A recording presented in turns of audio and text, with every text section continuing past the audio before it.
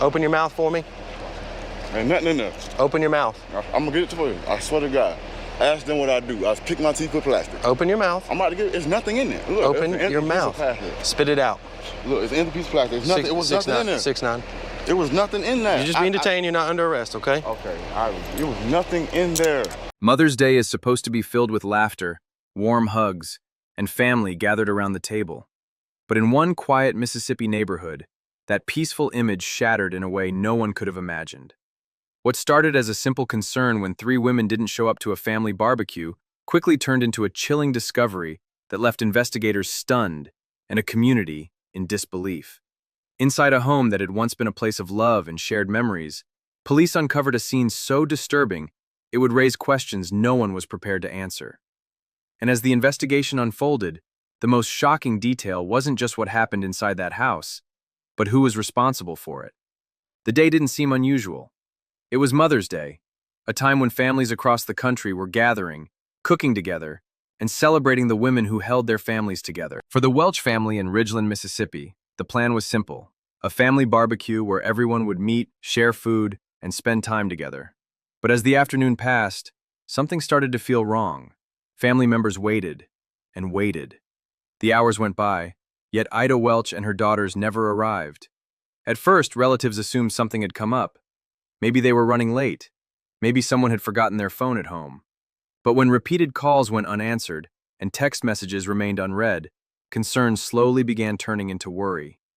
Eventually, that worry became strong enough that the family decided to call the police and request a welfare check at the Welch home on Old Canton Road. Around 3:30 p.m., officers from the Ridgeland Police Department arrived at the quiet house. From the outside, nothing appeared unusual. The neighborhood was calm, the home looked ordinary, and there were no immediate signs of trouble. But when officers attempted to make contact, no one responded. The silence inside the home felt unsettling. After failing to get an answer, police made the decision to force entry into the house. What they discovered inside was something investigators in the area had never experienced before. Inside the home, officers found the bodies of 3 women, all victims of gunshot wounds. The scene was devastating and deeply disturbing. Detectives quickly realized this wasn't just a tragic death, it was a triple homicide. The victims were identified as 76-year-old Ida Thomas Welch and her 2 daughters, 56-year-old Vicki Renee Welch and 42-year-old Crystal Lynn Welch. 3 generations of the same family, gone in a single moment. For investigators, the emotional weight of the scene was immense. Even seasoned officers admitted that crimes like this take a toll on everyone involved. Cases involving entire families are some of the hardest to process, because they leave behind not just grief, but countless unanswered questions. Ridgeland police immediately began processing the scene with help from the Mississippi Bureau of Investigation, working carefully to piece together what had happened inside that home. At that moment, the biggest mystery was, who could have done something like this? The Welch family was well known and respected within the community. Friends described them as kind, hardworking, and deeply connected to the people around them. News of their death spread quickly, leaving neighbors stunned. But as investigators began gathering evidence and interviewing relatives, a troubling detail started to emerge. This case might not involve a stranger at all. In fact, attention quickly turned towards someone who was already connected to the household. While detectives worked to understand the timeline of events, friends and colleagues across Mississippi were mourning the loss of one of the victims who had touched countless lives. Crystal Welch, the youngest of the 3 victims, had built a reputation as a passionate advocate for families and children.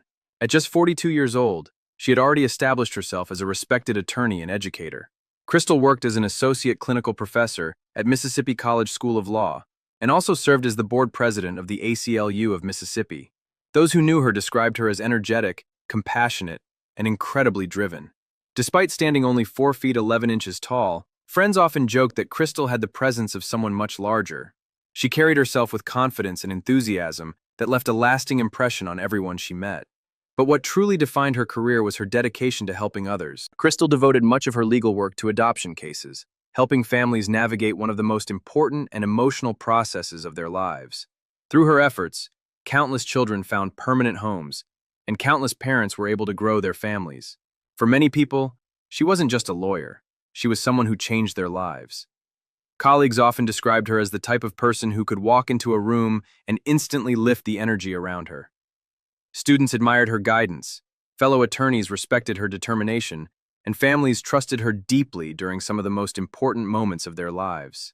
Even though Crystal didn't have children of her own, she poured her energy into helping as many families as possible. She was also known to be a loving and devoted aunt, someone who treated her nephew like he was her own child. But while the community was remembering Crystal's incredible impact, investigators were beginning to uncover a lead that would turn the case in a completely different direction. Because as police examined the evidence and began tracing movements connected to the house that day, they identified a person of interest. And shockingly, that person wasn't an outsider. It was someone from inside the family itself. As investigators worked to understand what had happened inside the Welch home, one name quickly moved to the center of the investigation: Ivory James Welch III. Ivory wasn't a stranger to the victims. He was Ida Welch's son and the brother of Vicky and Crystal. The realization that the suspected killer could be a member of the same family made the tragedy even more disturbing. Authorities soon discovered that Ivory had been living at the home with his mother, placing him at the scene around the time the murders likely occurred. But by the time police entered the house and discovered the victims, Ivory was already gone. Detectives began searching for any signs of where he might have gone next. That's when surveillance and investigative tracking revealed a crucial clue. His vehicle had been seen leaving the area. As law enforcement traced the car's movement, they realized something alarming. The vehicle wasn't just driving around locally. It had traveled hundreds of miles away from Mississippi. The trail eventually led investigators toward Dallas, Texas, making it clear that Ivory Welch was likely on the run. At that point, authorities moved quickly. An arrest warrant for 3 counts of murder was issued, and the U.S. Marshals Fugitive Task Force joined the search. For the family and community watching the investigation unfold, the situation felt surreal. Just hours earlier, people were expecting to celebrate Mother's Day together. Now the entire story had turned into a nationwide manhunt. Meanwhile, investigators also began looking deeper into Ivory Welch's background, hoping it might help explain how something this horrific could happen within a family. What they found painted a troubling picture. Records showed that Welch had a long history of violent behavior, including multiple arrests dating back years. In 2006, police had arrested him after he physically assaulted a family member. Then again in 2012, he was arrested for another assault. Law enforcement in Ridgeland were already familiar with him. Investigators also discovered reports indicating that Welch had struggled with mental health issues over the years. However, it was unclear whether he had been receiving treatment, taking medication, or actively seeking help. While police were still trying to determine the exact motive behind the killings, one possible trigger began to surface through conversations with relatives. According to a family member, Welch had recently been upset about a funeral and his birthday, which had occurred just days before the family barbecue was scheduled. But even with those details, many questions remained unanswered. What could push someone to commit such a devastating act against their own mother and sisters? And why did the violence escalate so suddenly? Before investigators could fully answer those questions, the search for Ivory Welch came to a dramatic and sudden end. The morning after the murders, around 7:30 a.m., troopers with the Arizona Department of Public Safety received information that Welch had been spotted in eastern Arizona, near the New Mexico border. Authorities quickly began searching the area.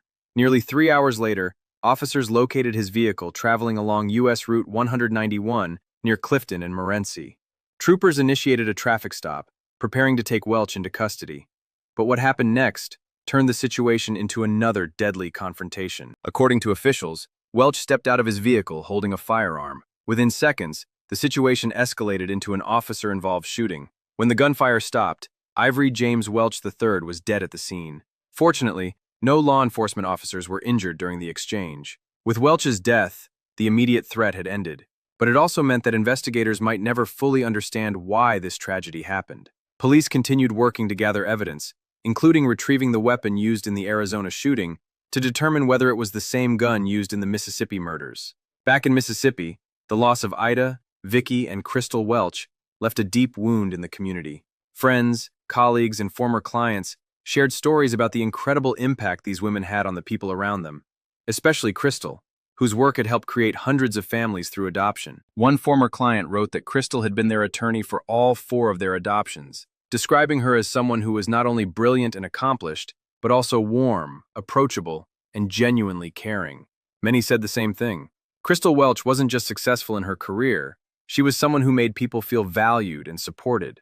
Her death, along with the loss of her mother and sister, represents a tragedy that continues to echo far beyond one family. Sometimes, the most heartbreaking cases aren't just about the crime itself, but about the lives that were lost and the questions that may never be fully answered. And in this case, an entire community is left wondering how a day meant to celebrate family could end in such unimaginable devastation.